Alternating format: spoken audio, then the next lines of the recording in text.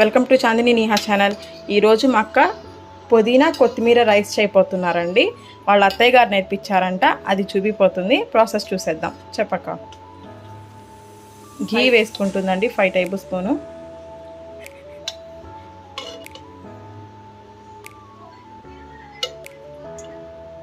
మన ఇష్టం, ఆప్షనల్. 7 వేసావు. ఓకే, ఇది కాలింది. హోల్ గరం మసాలా మొత్తం ఘీ వేడి అయిందండి. దాంట్లో గరం మసాలా మొత్తం వేస్తుంది. హోల్ గరం మసాలా స్పూన్ తీసుకో. అవి వేగాయండి. దాంట్లో కొంచెం జీడిపప్పు వేసుకున్నాము.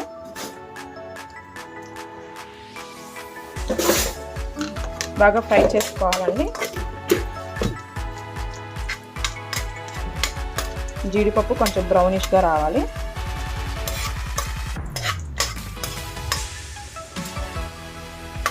దీంట్లోనే ఆనియన్స్ కూడా వేసుకోవాలి. ఓకే, దీంట్లోనే ఆనియన్స్ కూడా వేసుకోవాలి.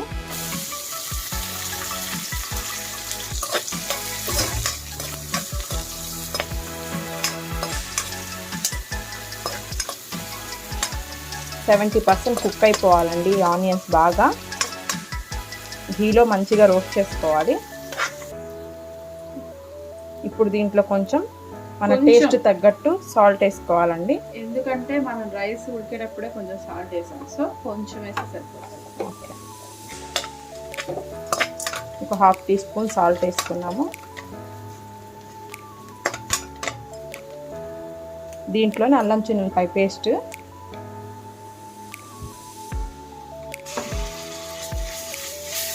టేబుల్ స్పూన్ అల్లం చిన్నులపాయ పేస్ట్ అండి. అది కూడా బాగా ఫ్రై చేసుకోవాలి.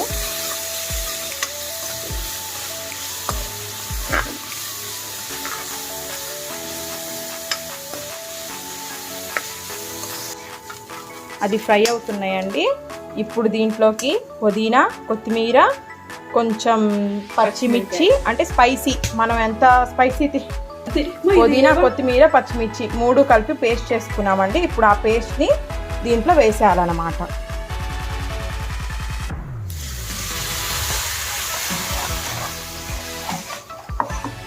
బాగా పచ్చివాసన పోయేటట్టు ఫ్రై చేసుకోవాలి. దీన్ని ఫ్రై అవుతుందండి బాగా.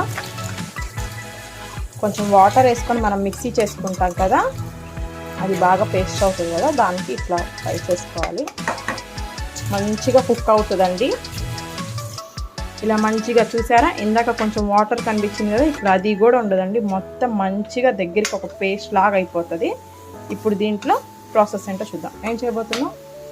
రైస్ ఉడకబెట్టుకొని ఆ రైస్ దీంట్లో వేయాలి. ఓకే, మనం రైస్ కుక్ చేసేసుకున్నాము. ఆ రైస్ని ఇప్పుడు దీంట్లో వేయాలన్నమాట.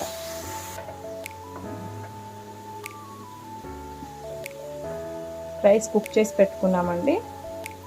ఇప్పుడు ఆ రైస్ వేయిపోతున్నాము.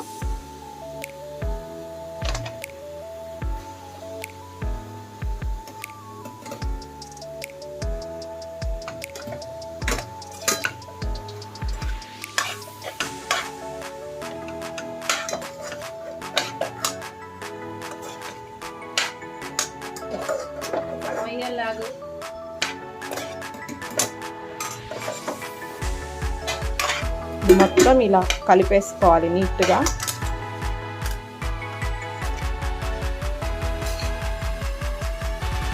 మంచిగా కలిపేసుకున్నామండి. చూసారా ఎంత మంచిగా కలిసిపోయిందో. చాలా అంటే చాలా టేస్టీగా ఉంటుందండి. చాలా ఎమ్మీగా కూడా ఉంటుంది. మేము వేడన్నం వండుకున్నాం కదా, మీకు నైట్ రైస్ కానీ మధ్యాహ్నం రైస్ కానీ మిగిలితే దాంతో కూడా చేసుకోవచ్చు. మీరు కూడా ఒకసారి ట్రై చేయండి. ట్రై చేసి నా ఛానల్ని సబ్స్క్రైబ్ చేయండి, లైక్ చేయండి, షేర్ చేయండి. ట్రై చేసి నాకు కామెంట్ చేయండి. Thank you. Bye bye.